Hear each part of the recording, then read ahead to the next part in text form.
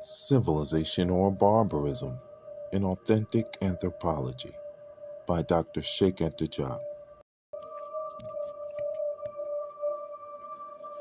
The historical conscious, through the feeling of cohesion that it creates, constitutes the safest and the most solid shield of cultural security for a people. This is why every people seeks only to know and to live their true history well, to transmit its memory to their descendants. The essential thing for people is to rediscover the thread that connects them to their most remote ancestral past. In the face of cultural aggression of all sorts, in the face of all disintegrating factors of the outside world, the most efficient cultural weapon with which a people can arm itself is the feeling of historical continuity. The erasing, the destruction of the historical conscious also has been since time began part of the techniques of colonization, enslavement, and debasement of peoples. The passage below by M. Peyronnet, cited by George's Hardy, is proof of this. There is a subject I would see disappearing without regret from the program of our African schools, declares M. Peyronnet, senator from Alaire, in a recent article in the Annales Coloniales. It is history. A few readings during the French course would be enough to give them the notion of our country's power.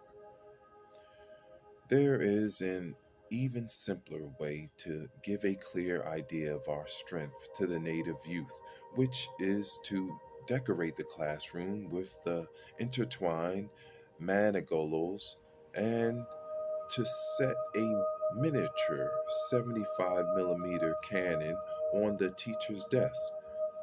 This by itself, in some measure and for a given period of time, can replace history. But one should not forget that people very quickly get used to scarecrows. The sparrows end up making their nests in the pockets of the gentlemen who just uh, gesticulate in the cherry trees. It is these possibilities of cultural aggression linked to the vital importance of this subject matter that have led the developing nations coming out of the colonial night, such as Morocco, Algeria, etc., to make the teaching of history a national activity. In any case, the teaching of this material must particularly hold the attention of the state. One sees that what is important for a given people is not the fact of being able to claim a more or less grandiose historical past, but to rather be simply pervaded by this sense of continuity so characteristic of the historical conscious. It could never occur to the working class people of Albania to envy the brilliant historical past of the British. The knowledge of their own history, no matter what it is what is important. This presupposes a research activity that unfolds itself entirely in the scientific field, away from any ideological interference. UNESCO is well placed today to know that the Africans are capable of devoting themselves to this type of activity.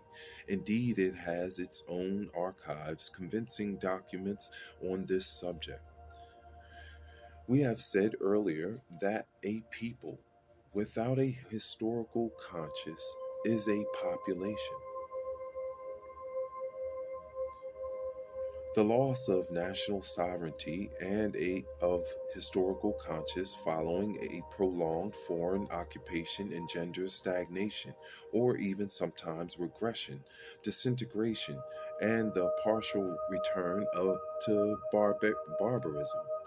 This was the case with Egypt under the Romans, if we can believe Juvenal, because of the continuing loss of national sovereignty from the time of the arrival of the Persians in 525 BCE in Egypt, which had civilized the world, and from 1600 BCE onward, under Queen Hatshepsut, was cruising the seas with tall ships towards the country of Punt, only knew how to build clay barges under the Romans in the 2nd century AD. We'll pause right there. Continue back with civilization or barbarism. I'm Uriel. Hi, Sark.